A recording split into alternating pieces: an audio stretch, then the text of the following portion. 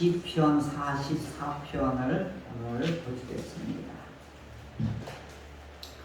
시편 44편입니다. 마이크가 열려있는 것 같은데. 시편 44편 1절에서 끝절까지 우리 함께 보도록 합니다. 제가 먼저 읽겠습니다. 고라 자손의 마스길 인도자를 따라 부르는 노래. 하나님이여, 주께서 우리 조상들의 날 곧 옛날에 행하신 일을 그들이 우리에게 일러주매 우리가 우리 귀로 들었나이다. 주께서 주의 손으로 우리 백성을 내주시고 우리 조상들을 이 땅에 부유하게 하시며 주께서 다른 민족들을 떠나게 하시고 우리 조상들을 번성하게 하셨나이다. 그들이 자기 칼로 땅을 얻어 차지함이 아니요 그들의 팔이 그들의 구원함도 아니라 오직 주의 오른손과 주의 팔과 주의 얼굴의 빛으로 하셨으니 주께서 그들을 기뻐하신 까닭이니이다. 하나님이여, 주는 나의 왕이시니 야곱에게 구원을 베푸소서. 우리가 주를 의지하여 우리 대적을 누르고 우리를 치러 일어나는 자를 주의 이름으로 밟으리이다. 나는 내 발을 의지하지 아니할 것이라. 내 칼이 나를 구원하지 못하리라. 오직 주께서 우리 원수들에게서 구원하시고 우리를 미워하는 자로 수치를 당하게 하셨나이다. 우리가 종일 하나님을 사랑하였나이다. 우리는 하나님의 영원히 감사합니다. 그러나 이제는 주께서 우리를 버려 욕을 당하게 하시고 우리 군대와 함께 나아가지 아니하시나이다. 주께서 우리를 대적에게서 나서게 하시니 우리를 미워하는 자가 자기를 위하여 하시나이다.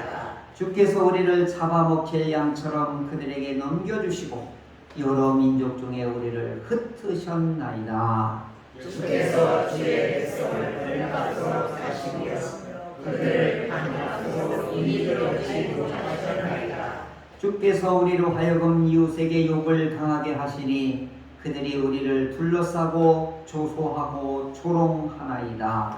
주께서 우리를 백성 중에 이야기거리가 되게 하시며 민족 중에서 어린 금등을 당하게 하시나이다. 나의 능력이 종일 내 앞에 있으며 수치가 내 얼굴을 덮었으니 나를 비방하고 욕하는 소리 때문이요 나의 원수와 나의 복수가 때문이니라.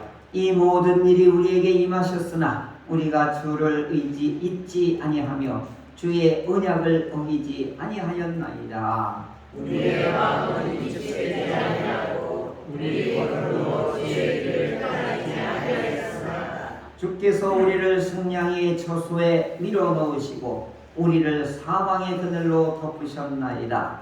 우리가 우리 하나님의 이름을 잊어버렸거나 우리 손을 이방인에게 하였거나 하나님이 이를 알아내지 아니하셨으리까 무릇 주는 마음의 비밀을 아시나이다. 우리가 종일 주를 위하여 죽임을 당하게 되며 도살할 양같이 죽임을 받았나이다. 주여 깨소서 어찌하여 주무시나이까 일어나시고 우리를 영원히 버리지 마소서. 어찌하여 주의 얼굴을 가리시고 우리의 고난과 학대를 잊으시나이까. 우리 영혼은 진토 속에 파묻히고 우리 몸은 땅에 붙었나이다. 일어나 우리를 도우소서. 주의 인자하심으로 말미암아 우리를 구원하소서. 아멘.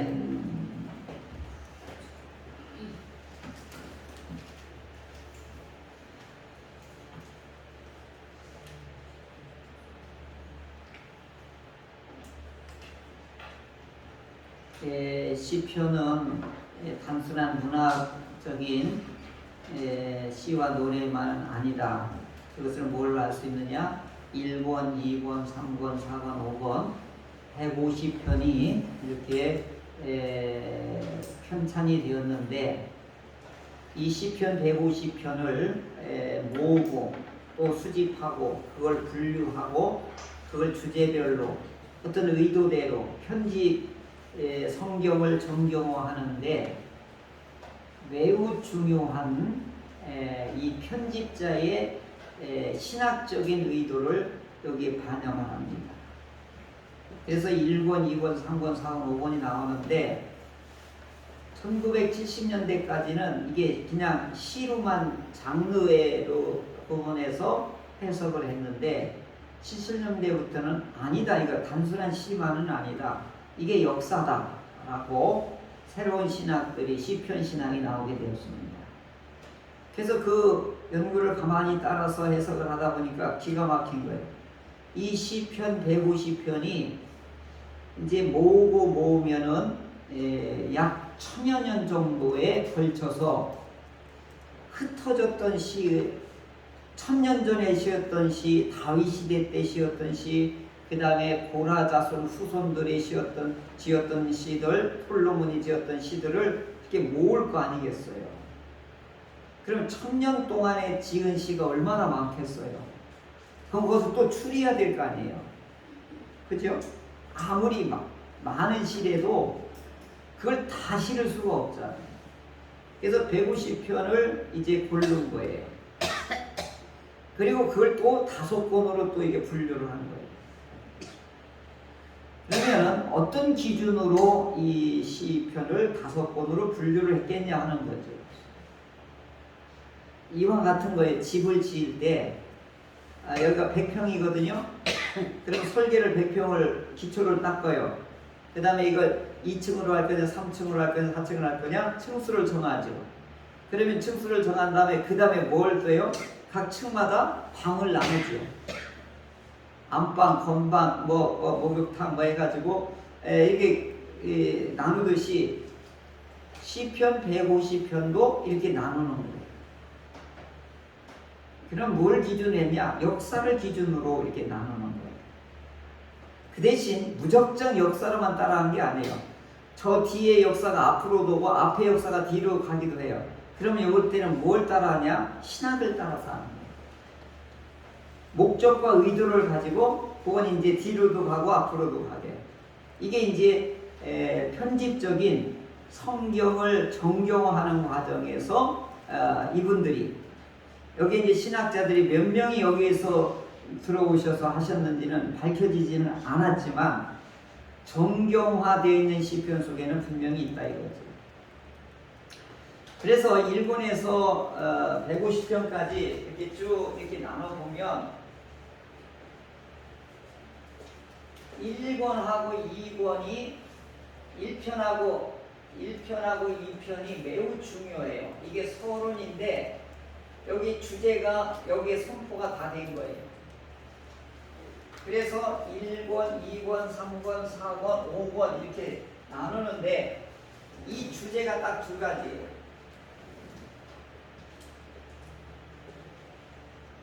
주제가 뭐냐? 하나는 율법이에요. 또 하나는 왕이에요. 이제 이걸 이 율법과 왕을 150편까지 끌고 가는 거예요. 근데 이게 역사 속에서 1000년이나 되는 역사 속에서 이 율법과 왕이 어떻게 살았느냐, 어떻게 행사했느냐, 하나님께서는 이 역사 속에서 이 율법과 왕을 어떻게 이끌고 가셨는가를 150편 속에 다 들어가 있는 거예요. 이게 시편의 묘미예요. 그러니까 시편 150편을 보면 1000년의 역사를 볼 수 있는데 더 중요한 건 뭐냐?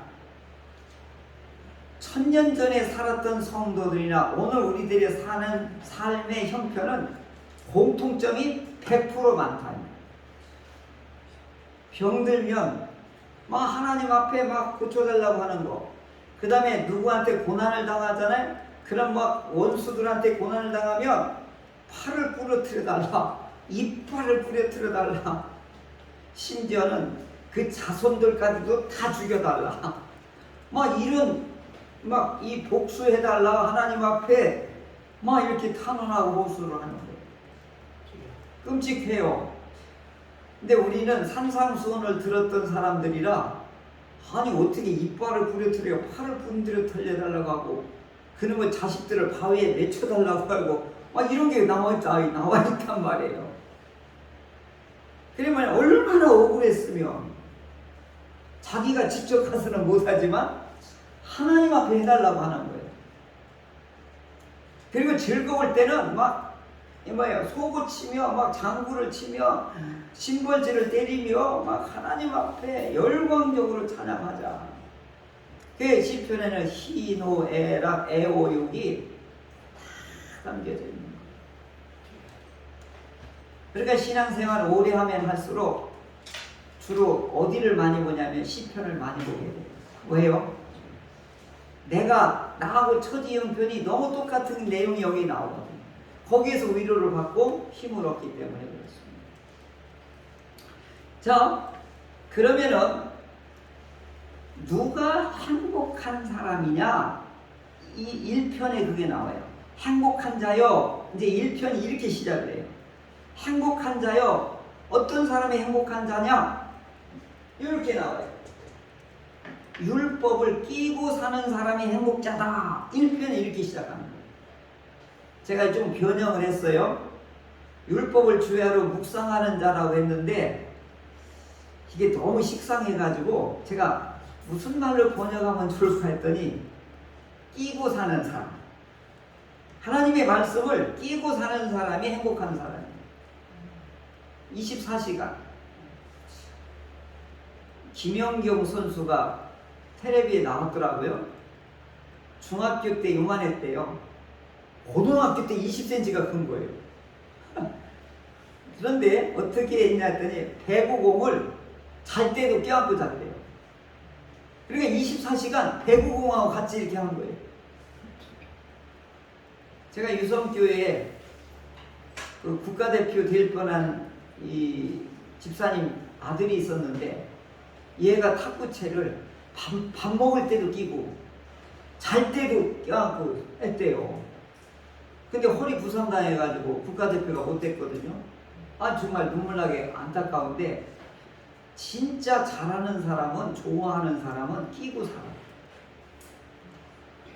그러니까 이게 뭐냐면 그게 고단하다고 생각 안 하는 거예요. 그게 기쁘고 즐거운 거예요. 그러면 행복한 자여, 그대는 누구냐? 하나님의 말씀을 끼고 사는 사람이다.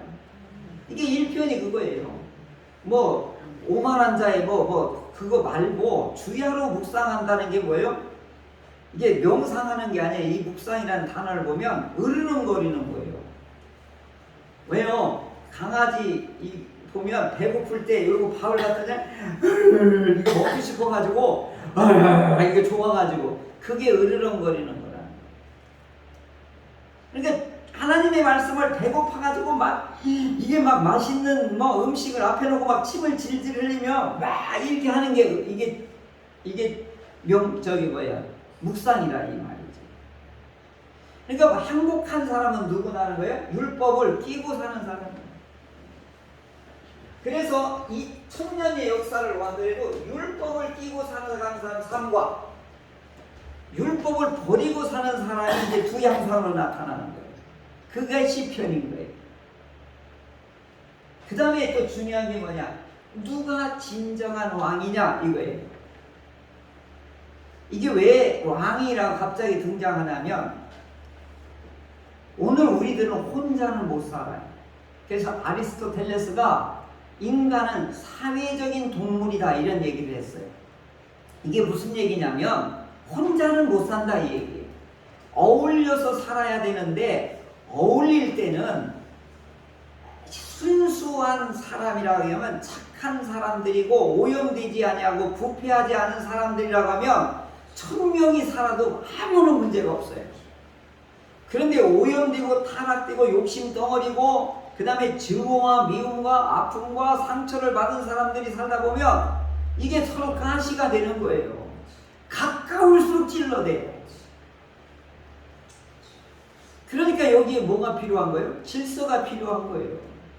그런데 질서가 하지마 해서 이게 되냐고요. 뭐가 필요한 거예요? 강력한 리더자가 필요한 거예요. 그 질서를 유지하고 질서를 행하게끔 하는 통치권자가 필요한 거예요. 이게 타락 이후에 정말 이게 더 강화가 된 거예요. 타락하지 않았으면 하나님이 우리에게 주신 이 통치권의 복을 잃어버리지만 않았다면 오늘 인류의 비참함은 없었을 거예요. 하나님이 우리에게 모든 걸 만들어 놓고 이걸 관리하고 경영하고 통치하라고 했는데 타락하고 나서 그걸 몽땅 잃어버린 거예요. 그러니까 하나님이 만들어 놓은 이 모든 짐승이고 새든 뭐든 이 피조물들을 질서를 잡아주라고 했잖아요. 근데 잠언에는 뭐라고 돼 있어요? 개미한테 가서 배우래요. 게으른 자에 가서 개미한테 배우래. 우리가 개미를 밟아 죽이고 막 이렇게 해야 될 사람인데 가서 개미님 가르쳐 주세요. 이렇게 우리가 전락된 거예요. 그러니까 우리는 무질서 속에서 살고 남을 등치고 남을 짓밟고 해야 살아갈 수밖에 없는 무한 경쟁 속에 놓이게 되니까 하루하루 살아가는 게 너무너무 힘든 거예요. 오늘 집사님도 또 채점하러 오늘도 출근하기 때문에 오늘 못 나오신 집사님 계시죠. 그러니까 오늘 우리 먹고 사는 것이 전부 무한 경쟁 속에 들어가게 되는 거죠. 근데 여기 속에는 사람들을 하나를 더 보려고 하나를 더 가지려고 하는 이 욕심과 탐심으로 인하여서 이 현재 우리가 사회적인 동물, 사회적인 관계 속에 공동체 속에서도 이 질서의 원칙이 없으면 약육강식이 되는 거죠. 그래서 왕이 필요합니다. 그러면 진짜 왕이 누구냐 이거죠. 사사시대 때 이걸 하나님의 샘플로 보여줬어요. 하나님의 영이 임하면 이 사람들이 전쟁에 나가서 승리도 하고 그 다음에 재판에 가서도 명쾌한 재판을 판결을 내리기도 하고 갈등이 있는 사람에게는 가서 화합을 일으키기도 하고 땅이 저주를 받으면 이 사사를 통해서 하나님께 기도하면 이 땅이 풀어져서 풍성하게 열매를 맺게 하고 이걸 미리 사사시대 때 진짜 지도자가 누구냐 진짜 왕이 누구냐를 이제 보여줬는데 시편에서도 이 편에 뭐냐 진짜 왕이 누구냐 하나님이 인정한 왕이다. 하나님이 기름 부은 사람이 진짜 왕이다. 이것을 시편 1, 2편에서 이 두 주제가 이 천년을 이끌고 가게 하는 거죠. 그러니까 율법을 띄고 사는 사람이 행복한 사람이고 이 사회적인 이 공동체를 이끌고 갔으면 진정한 왕은 누구냐? 하나님이 기름 부은 사람이 진짜 왕이다 이거예요. 이 사람들이 역사를 통치해가고 역사를 이끌어갔던 때는 행복한 시대고 하나님의 율법을 지키고 띄고 살았던 시대는 행복한 시대고 율법을 버리고 하나님의 이 통치권 기름 부음을 받지 않은 악한 왕이 날 때는 역사가 엉망진창이 되더라. 이걸 시편 150편 중에 이걸 쫙 우리에게 보여주고 있는 것입니다. 이게 이제 시편의 1권, 2권, 3권, 4권 이걸 보여주고 있는 것이고 그래서 시편 1권은 진짜 중요한 건 뭐냐 가운데 또막에다가 히브리 사람들은 결론을 어디다 놓냐면 가운데다 놔요. 가운데. 우리는 서론, 본론, 결론을 뒤에다 놓는데 이 사람들은 가운데다 핵심을 놔. 여러분 우리 몸의 가운데가 어디예요? 여성들은 부끄러워서 얘기해 배꼽 있잖아요. 엄마하고 연결하는 게 어디하고 연결? 중심하고 연결한 거예요. 이게 하나님의 원리예요. 우주의 중심은 지구고 지구의 중심은 이스라엘이고 이스라엘 중심은 예루살렘이고 예루살렘 중심은 성전이고 성전의 중심은 지성소다.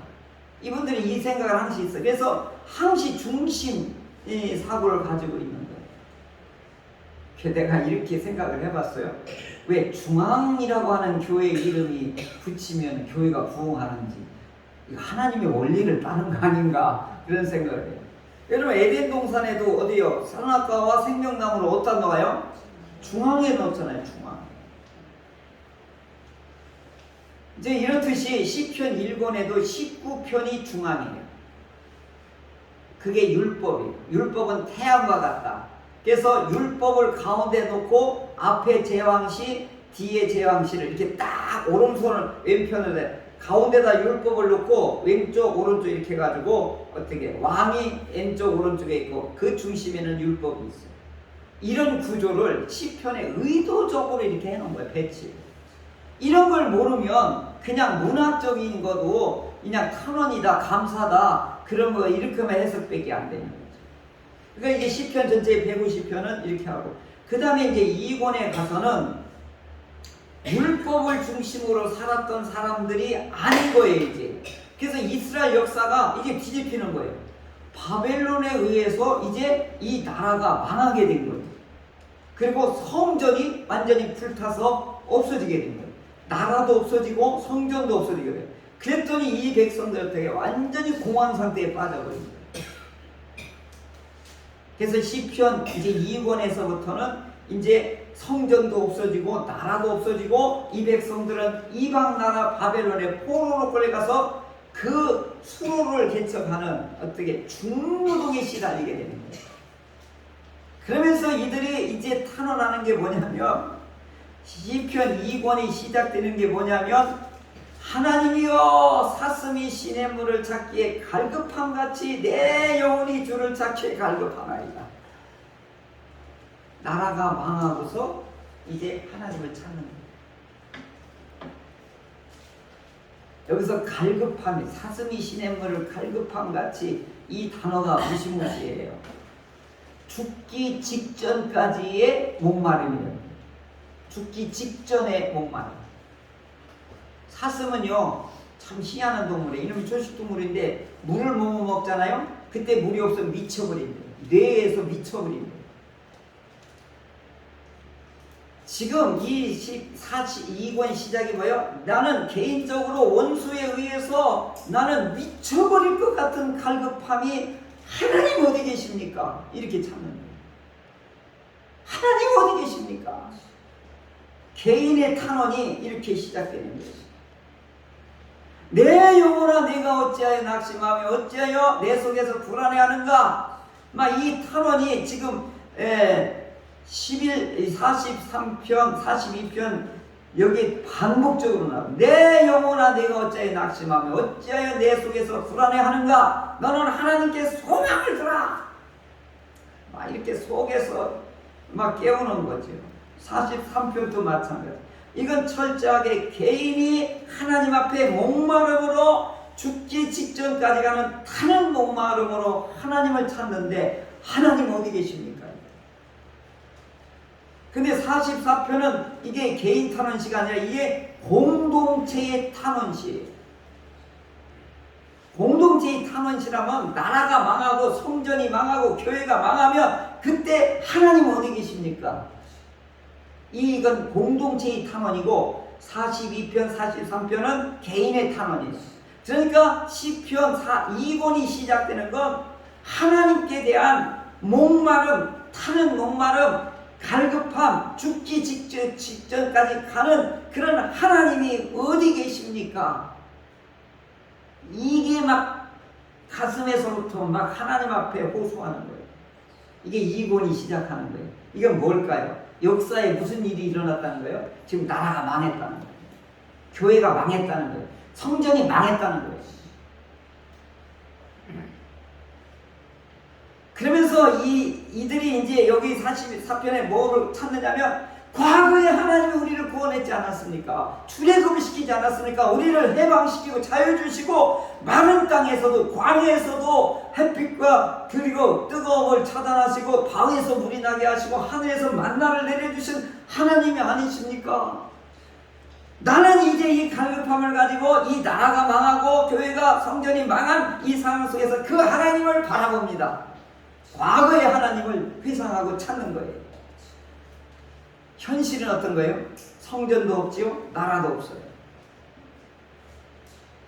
근데 안 믿는 이방인들이 뭐냐면 낄낄낄대 그래. 네 하나님 있더니 꼴 좋다 이렇게 조롱하는 거예요. 그러니까 도축을 마신 거예요.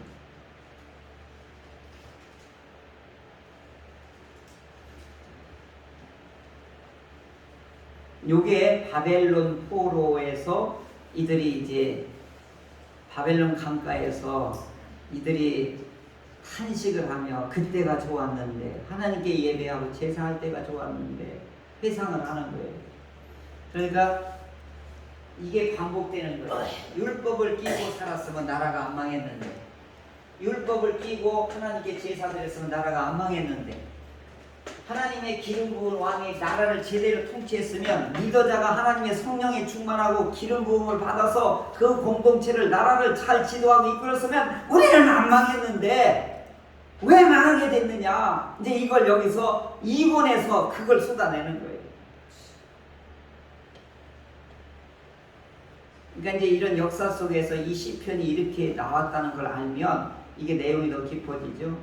그럼 오늘 우리들의 내 삶의 인생의 역사라고 하면 70년, 80년, 90년의 내 인생 속에서 말씀을 끼고 사는 인생과 말씀을 버리고 사는 인생, 그리고 하나님의 영으로 충만히 받고 하나님의 인도를, 성령의 인도를 받고 살아가는 인생은, 이 사람은 어떤 사람이다?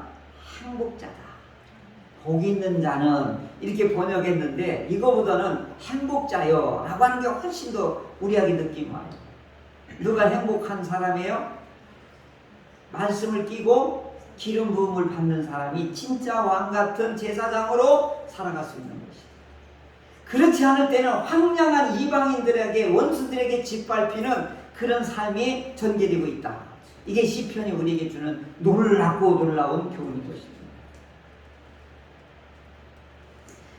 그러면서 이 공동체의 기도는, 오늘 우리 교회를 창립 기념일을 두면서 왜 교회가 소중하냐, 이들이 이제 고통스러운 게 이게 뭐냐면은, 이제 바벨론 포로로 해서 극한 신이 귀국해서 성전을 하고만하게 졌어요.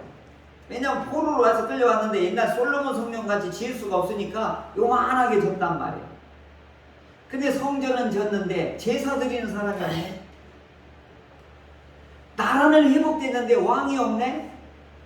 그러니까 이게 꼴이 아닌 거예요. 바벨론 포로에서 귀국했는데도 나라는 찾았는데 왕이 없어요. 성전은 지었는데 제사를 드리는 사람이 없어요. 예배 드리는 사람이 없는 거예요. 이게 오늘 여기 오늘 시편에 고스란히 남아있는 거예요. 앞으로 한국교회가 이 모습이 될 거라는 거예요. 학자들이 예언하는데 한국교회는 계속 추락할 거라는 거예요. 오늘 시편을 오늘 43회 각 절마다 다 안 했지만, 대적자들이 우리를 잡아가고 우리를 짓밟고 우리를 압제하는 것이 누구 때문에 그러냐, 이 질문을 하는 거예요. 그럼 하나님은 어디 계십니까? 이렇게 우리가 고난당하는데 하나님은 어디 계십니까? 갈급함으로, 타는 목마름으로 하나님을 찾는 거예요. 그러면서 찾는 비결이 뭐예요? 과거에 하나님 우리를 이렇게 구원하시지 않습니까? 그럼 앞으로도 해주실 것이 아니겠습니까? 여기에 확신을 가지고 이 고라 자손은 하나님 앞에 이와 같이 탄원의 기도를 드리는 것입니다. 한 가지는 과거를 돌아보면서 하나님의 능력을 인정하고, 오늘 현실을 돌아다보면서 율법을 끼고 살았느냐, 성령의 인도함을 받고 살았느냐, 그러면 행복한 자가 되고, 그렇지 않으면 타는 목마름으로 살게 될 것이다. 그런데 이런 가운데에서도 하나님은 어디 계십니까? 남들이 나를 조소하고 나를 조롱합니다. 그럼에도 불구하고 하나님은 반드시 나의 기도를 들으시고 나는 하나님께 소망을 두고 하나님께 붙어 있겠습니다. 하나님 우리를 도우소서. 이게 26절에 하나님에 대한 확신을 가지고, 하나님 우리가 잘못했으니 하나님 도우소서, 이런 기도를 하고 있는 것입니다. 이게 시편은 그래서 아주 큰 의미에서요, 자기 잘못도 알고 내가 어떻게 해야 되는 것도 알고 그 다음에 하나님 앞에 어떻게 기도해야 할지도 알게 해주시는 것입니다. 우리 형편이 오늘 44편 같은 형편에 계신 분이 있다고 하면 이 말씀 잘 붙잡고 하나님이 일어나서 우리를 도우소서, 이것이 우리의 공동체의 기도가 되시기를 간절히 바랍니다. 아멘. 기도하겠습니다.